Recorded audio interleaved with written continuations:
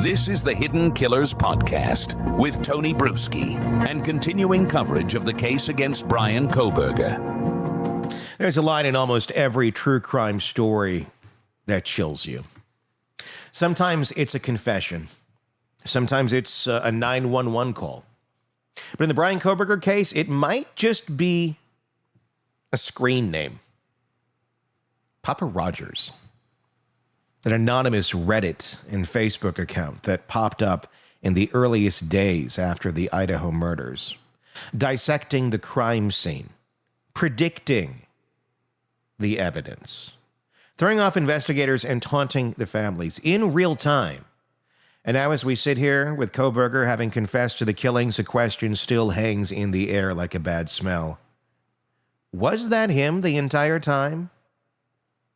This episode, we're going to take a sharp left turn into the psychological minefield of that online behavior, not just the disturbing true crime fandom, but the digital ghosts of killers who want to be seen, just not known.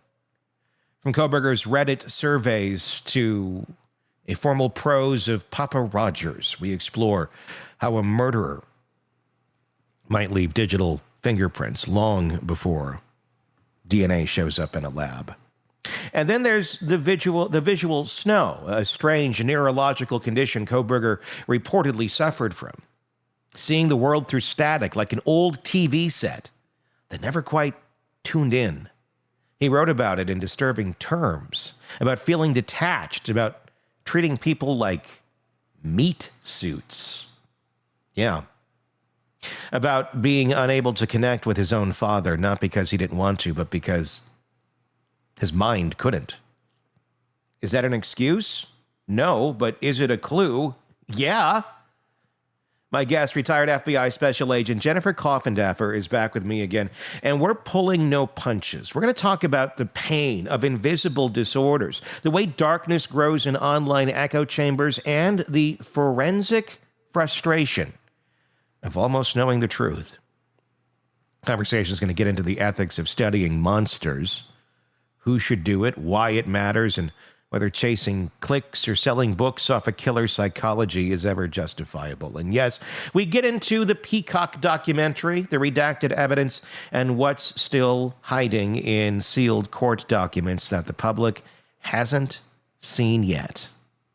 In the comments, let me know what your thoughts are on YouTube. That's where we're collecting your comments, and that's where we have our conversation. So please do join us there. Be sure to press subscribe wherever it is you're listening to the podcast as well, whether it be on Apple Podcasts, Spotify, iHeart, whatever it is, or on YouTube, so you don't miss any of our coverage. So I teed up this next piece. We're going to ask Jennifer to go back into the digital trenches, asking a question that's haunted a whole lot on the internet. If Bryan Kohberger was Papa Rogers, what does that tell us about who he really wanted to be and who he thought was watching?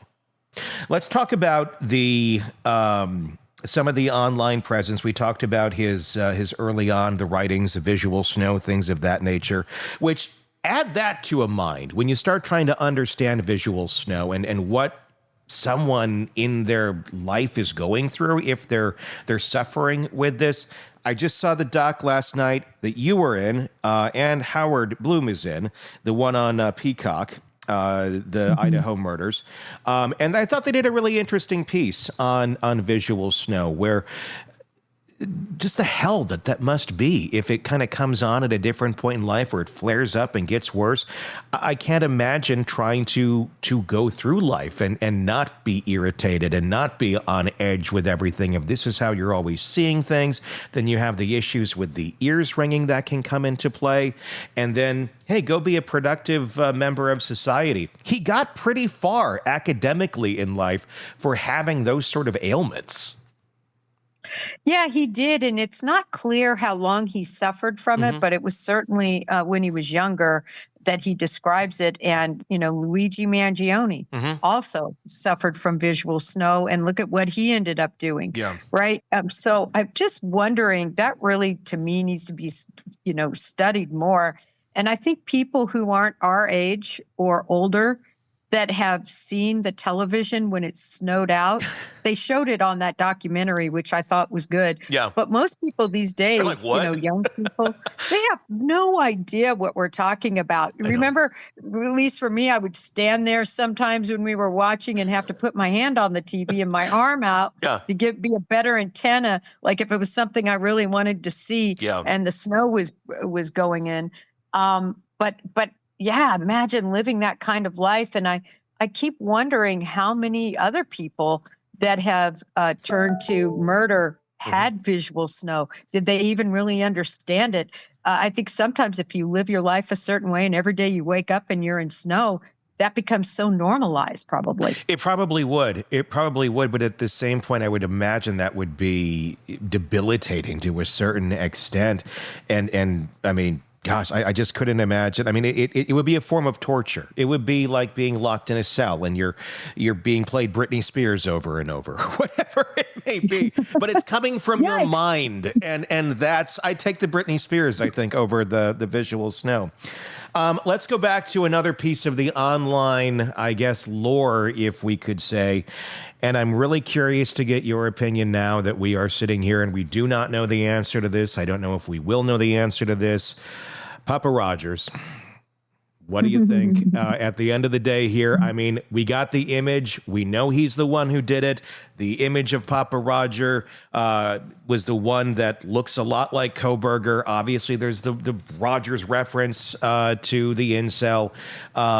As we sit here now, and now that we know Kohberger admitted to this, do you think he was the one online taunting the families and taunting everyone for a little while? Well, I mean, if you look back particularly at my Twitter feed, I think I probably did hundreds.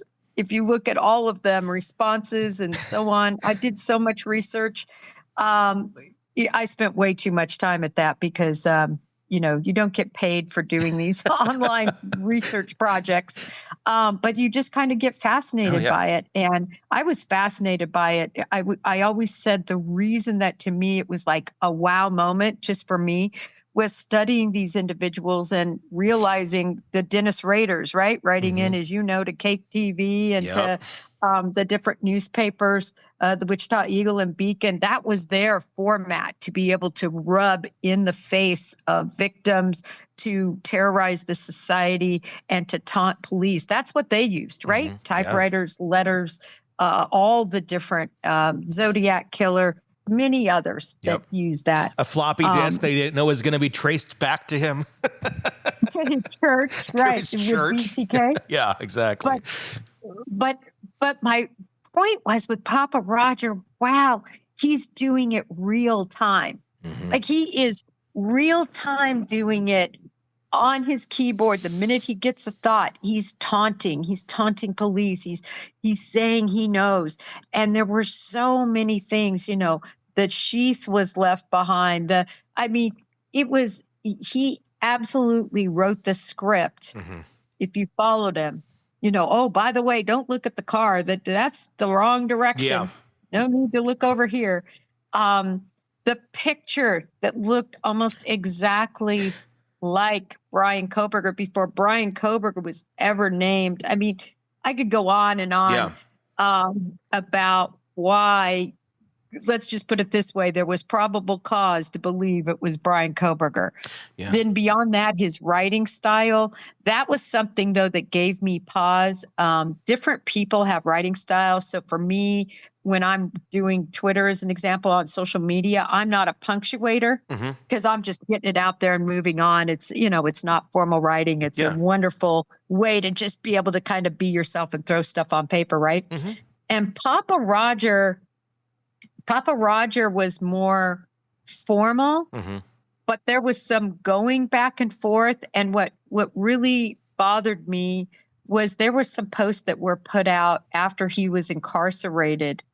And there was a lot of online by the sleuths saying it was the exact same IP address. And that gave me a lot of pause. So, Tony, if you're asking me, is there strong probable cause that it's Bryan Kohberger? I say 1,000%. If you're asking me what the Dateline believed and thought from their sources, Yes. Yeah. They said Papa Roger was him. Has Dateline been 1,000% right in all their source reporting? Yep, they sure have. Even to the point that they're, whoever leaked the information, there's a full-on investigation now to figure out who that was. Are we going to Paid find for out? by the state. Do you think we will find out the answer to this question ultimately if it was him? Yeah, I think we will. I think we're going to find out so many answers because I think somebody's going to talk to him. I wish he would talk to the behavioral science unit agents at the FBI. That's who really BAU, behavioral analysis unit. Actually, they call it now. Yep. That's who he needs to talk to. Yeah. To me, that when you started off the show, you said, do we need to study this, Jen? What do you think? And I pointed out that I'm not sure it does really any good at the end of the day. But I do think it needs to be studied, but by the right people. Sure. It just galls me to think of people going in there, in a sense, and interviewing him for money when I really look at it. Yeah. And remember, there's no Son of Sam laws there in Idaho. So, what parameters is this judge going to put on him that if money is made, that it goes to the victims? And I don't even know if the victims want this blood money. Yeah. I really don't. I mean, I don't think I would. I think I would give it to something in the name of my child. Yeah. But it's kind of gross to think, we're going to go to a nice restaurant tonight, kids. And, it's commingled with blood money. I don't know. Yeah, no, I completely hear you. And that's going to be a fascinating thing as this gets studied more and more. And there is going to be a lot of evidence coming out. It's interesting. Right after I get done talking with you, I'm talking with Howard Bloom and Robin Drake, the former head of the Counterintelligence Behavioral Analysis Program with the FBI. So I'm all Kohberger this morning on this with a lot of great folks. The evidence that we're going to see coming out, number one, in the hearing the other day, the change of plea hearing, we saw Bill Thompson stand up and kind of go down basically what we already knew, what had already come out about what they had against Kohberger. We didn't really hear a whole lot that was new. Is there a reason for that? Is there going to be anything more? Are we going to find out more pieces of evidence here that we're being held onto, that we're going to be coming to court, or did he pretty much lay out the cards?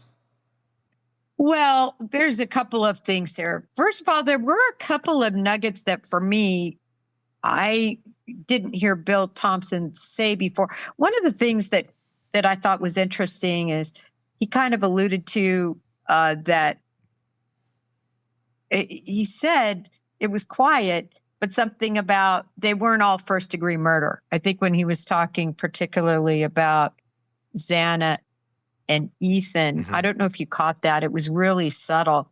He goes, and we're willing to admit that, that this one might not have been first degree, but nevertheless, I mean, he pled to first degree. Yeah. The question is really, like in Massachusetts, first degree murder. Not Massachusetts, in several states, first degree murder in Virginia is the one I'm thinking of, right the minute you decide. So you can be convicted of first degree murder, Tony, because 1 minute you planned and executed the murder of somebody. So it's a little bit different in different states. Sure. I guess what my point is in all of that, he pled to first degree murder. So I didn't look it up in Idaho, but at what point of computing that you were going to be committing this murder can you be convicted of first degree murder? Does that make sense? Yeah. It was just something that I found a little bit odd because I think all of us understand that Xana and Ethan, as an example, weren't his targets, but we also understand that Ethan was sound asleep, which they've pointed out over and over again, and was, in a sense, executed. That's first degree murder. Yes. But as far as, did you see them discuss the dissemination order and how the judge said that the dissemination order is going to be over? And then the prosecution said, whoa, wait, there's a lot coming out. Let's not do anything with that till after sentencing. And the defense agreed on it. So I think everything that's redacted and everything that was ordered to be not, in the papers, that is going to continue to not be disseminated. Let me give you an example. Yeah. They remember the defense put up a motion saying, I believe 4 individuals were responsible for the killings, not Bryan Kohberger. Well, that has been censored and redacted out. So even when that goes public someday, I don't think we're going to see that. Can you imagine the hell of those 4 people? I mean, a sleuth gets I shouldn't call them sleuths because sleuths are the good ones. But some of these social media people get a hold of a thought and they run with it and they make the lives hell for those individuals, for their own purposes, I believe. But anyway, that stuff is going to stay redacted out, Tony. And I just pray that it's not so singular that people will be able to figure it out. Sure. But I think we're going to see a lot of this. It sounded to me like he's going to revoke the non-dissemination order. And I thought that meant it would include the dissemination under FOIA of these files. So now we're left with a ghost in the machine, a username, a writing style, a trail of digital breadcrumbs that just might lead back to a killer's ego. Maybe it was Kohberger, maybe it wasn't. But if it was, and Jennifer certainly thinks there's probable cause to believe it was, then this case becomes something much darker than we ever realized. Not just about the act of killing, but about the performance of it. The live commentary, the obsession with narrative control. A killer who didn't just want to get away with murder, he wanted you to know how clever he was. That's a different level of being a psychopath. That, if it all turns out to be true, makes Kohberger less of a mystery and more of a modern-day Zodiac, except now the messages are coming through keyboards, not envelopes. And the stage isn't a small-town newspaper. It's your timeline. But maybe even more disturbing than the whole Papa Rogers thing was our detour into the visual snow. Because if Kohberger lived his life feeling detached, disconnected, and constantly overstimulated by something he couldn't fix, I mean, think about it for a second. Then the psychological damage may have started years before the knife ever left its sheath. Let's be clear, this does not excuse him, not even close. What it does is paint a more accurate, a more disturbing portrait.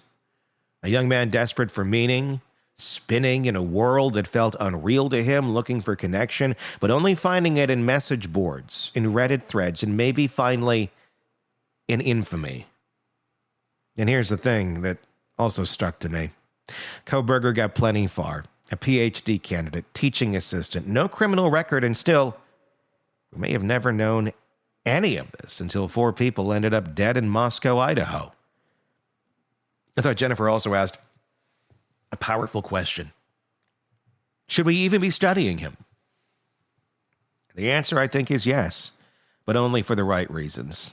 Not to mythologize him, that will unfortunately happen naturally. Not to turn his face into clickbait or line someone's pockets with blood money, but to learn what we can before the next one figures out how to disappear online while plotting something horrific. Because the reality is Kohberger might have been hiding in plain sight, but a part of him was always reaching for attention.